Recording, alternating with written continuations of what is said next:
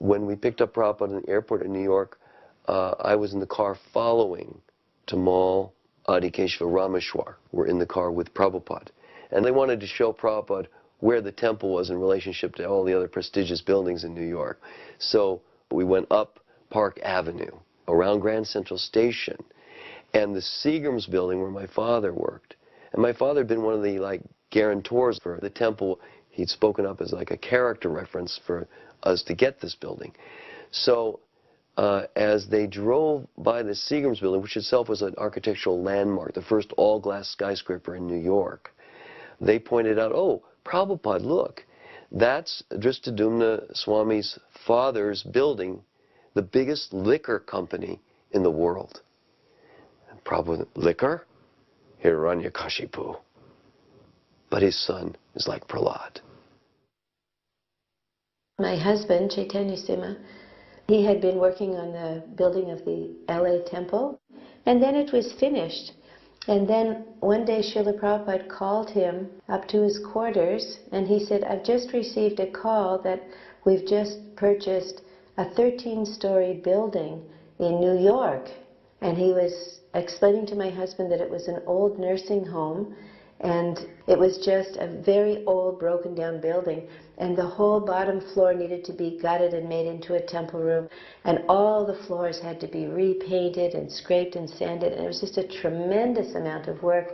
And he was asking my husband how long that would take. So my husband was just working it all out, and he was about to open his mouth to say, possibly we could do it within a year. But just before he got that out, Srila Prabhupada looked at him and smiled, and he said, I'm due to be in New York in 6 weeks. And the next thing I knew, my husband came home and said, Pat, we're moving to New York in the morning. And we did. And we started work immediately. And honestly, in the 6 weeks, I don't remember sleeping. I guess we must have. It was a 24-hour marathon for 6 weeks. And we did it. I don't know how it manifested, only by Prabhupada's mercy. But then there's this sweet little end to this, is when Srila Prabhupada was arriving, we were lining the walk from the front door to the car, and everybody was standing there with beautiful gifts and so many things to offer to Srila Prabhupada. And then I saw my husband come rushing out from doing the last-minute things, and I could see him looking. Everybody had something to give Srila Prabhupada, and he felt he had nothing. So he rushed back in, and he went into the Pujari area, the flower room, but every last flower had been used, and all he could find was one rose kind of dead and blackened. So he just grabbed it and ran back out, and he was holding that. And then Srila Prabhupada came out of his car, and he just kind of floated along, swan-like, you know.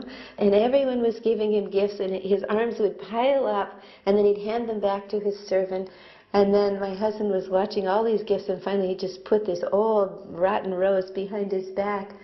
And Srila Prabhupada was just looking straight ahead the whole time.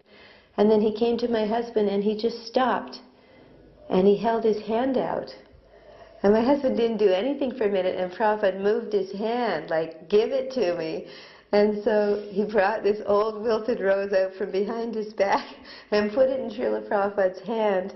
And Prabhupada held the rose between his two hands in a pranam and turned to my husband and said, thank you very much.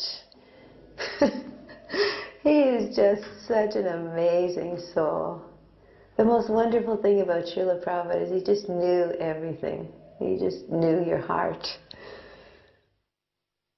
Regarding the Ratha Yatra, Srila Prabhupada actually asked, how is it possible you got the permit?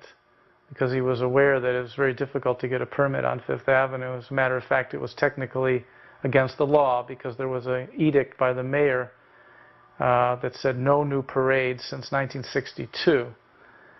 So he asked, how did you do it anyways? And so I thought I would tell him something since he's asking. It was ultimately his mercy, his pastime. So I simply said, well, Srila Prabhupada, on the application, I said, 3 hand-pulled carts. And so Srila Prabhupada laughed and he said, yes, this is in our line. Just like Vamanadev, he only asked for 3 steps of land. Of course, what's always amazing about Srila Prabhupada's quips is they're so full of spiritual realization and knowledge, and they're so spontaneous and so quick. Yes, that isn't our line. So wonderful. New York Ratha Yatra was really a momentous event. It was a great triumph, the one I filmed. I'm from New York City, and I went to high school near the Plaza Hotel, where Ratha Yatra to this day still begins there. And so the Upper East Side was where I grew up. And I knew the significance of the Ratha Yatra festival going down Fifth Avenue. I really understood what that meant, and I reflected on how much it meant to Srila Prabhupada, because he started in New York City, and New York City I knew meant a lot to Prabhupada because it's the most important city in the world, and I think Prabhupada knew if he could establish himself in New York, then that was a good thing. And for me, having the Ratha Yatra festival go down Fifth Avenue with Srila Prabhupada in the chariots was one of the most triumphant moments in the history of ISKCON, because New York is the Big Apple, and in a way the whole world watches everything that was going on there. And sure enough, the next day in the New York Times on the front page was a picture of the Ratha Yatra chariot going down Fifth Avenue, and I was so proud because I knew Srila Prabhupada would see that. It described the Ratha Yatra procession with Prabhupada in very sober and positive terms. Parading down Fifth Avenue with Lord Jagannath was the fulfillment of really a lifelong ambition. I was sitting with Prabhupada once in Mayapur, and he just turned to me and he said, "When I was a young boy, I wanted to perform Ratha Yatra. And so my father got me a Ratha Yatra cart." And Prabhupada was looking at me like he was about a 6 or 8-year-old boy.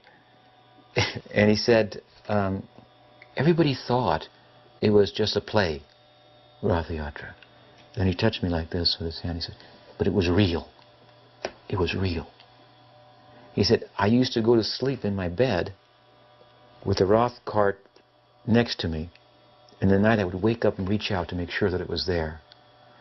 He said, "In this way, from my childhood, I was performing Ratha Yatra in a small way, and now I'm doing it in a big way all over the world." His ambition as a young boy is to take the train from Calcutta to Puri, that he could go to the Ratha Yatra in Jagannath Puri. What an ambition for a child. Such a pure ambition on his part that Lord Jagannath fulfilled it in such a grand style. 1976, after Mayapur, Tamal Krishnaraj and I went to New York to get help from my father to be able to get into China, because China was closed. Madame Mao was in power and her gang of 4, and it was terribly xenophobic. No Westerners were allowed in except under special circumstances. So through my father's contacts, we were able to get IDs as like spiritual sky incense representatives going to look for incense punk. So in New York, we got Brooks Brothers suits. We started to grow our hair. The party was now under Madhavisa. It was the GBC of Radha Damodar, New York, and Gita inaugurated. They'd merged into one huge party. And Adi Keshava was the president there in New York. So we had a room there, we did our thing, and we got prepared, and we were en route to Hong Kong via Hawaii, where Prabhupada was writing his 8th canto, the story of Gajendra. And at that time, 2 things happened simultaneously. One, he didn't approve of us going to China anymore because he considered it a waste of time under those conditions. There wouldn't be any possibility for preaching. And secondly, that Madhavisa had disappeared, given up his sannyas.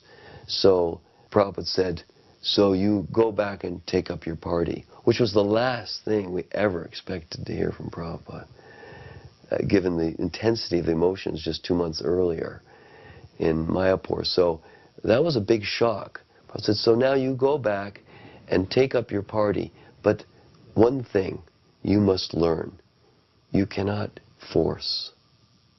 So there was some discussions then about sannyas.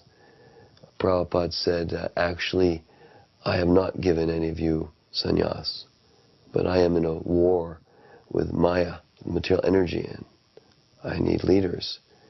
He said, it is called in wartime battlefield commission. There are no qualified leaders, but someone has to lead the charge. So you take, okay, every fifth man, you're now lieutenant of the squad. He's really a private, but we make him lieutenant for the day. And he leads the charge. And then Prabhupada said, it is to be understood that you are not sufficiently equipped for this fight, and most of you will go down. And I know what he means now that I'm older. We knew very little, but we were enthusiastic. So we show back up in New York, having never gone to China, and Prabhupada's coming. So Tamal and Adi Keshav asked, would I manage the Ratha Yatra overall? So I did. And it was wonderful working with Jayananda. I'll never forget that. The parade had already traveled about a mile from Central Park, and it was headed toward Washington Square Park at the end of Fifth Avenue. Srila Prabhupada stepped up onto the Subhadra cart at 34th Street, and the police who were overseeing the parade took note, and they told me later, said that man was really special. And they ended up volunteering, the same group every year, for that duty, because they actually took some thrill in the occasion.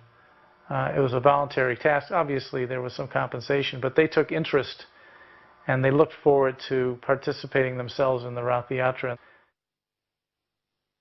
Ratha Yatra parade was going down Fifth Avenue, and we drove down parallel, maybe down Sixth Avenue, and we crossed a couple of blocks, and we saw, like on one cross street, one of the Rath carts, and then when we got down to the next cross street, there was the other one.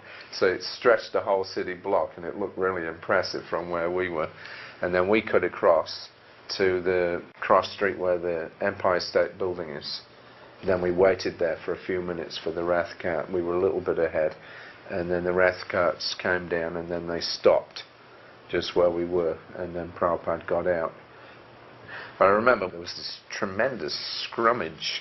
There was all reporters, newspapers and TV and what have you, and they were all, literally, there were one or two of them were fighting with each other to get in because everybody was so packed up, and the devotees were all around chanting and dancing like crazy when Prabhupada came out. Prabhupada just kind of glided through the whole thing.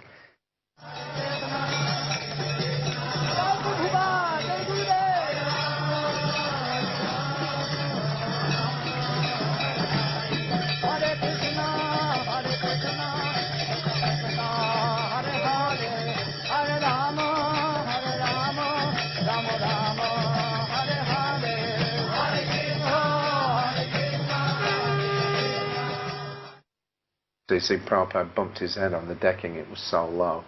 So they were a little paranoid that, some crazy people might try to do something.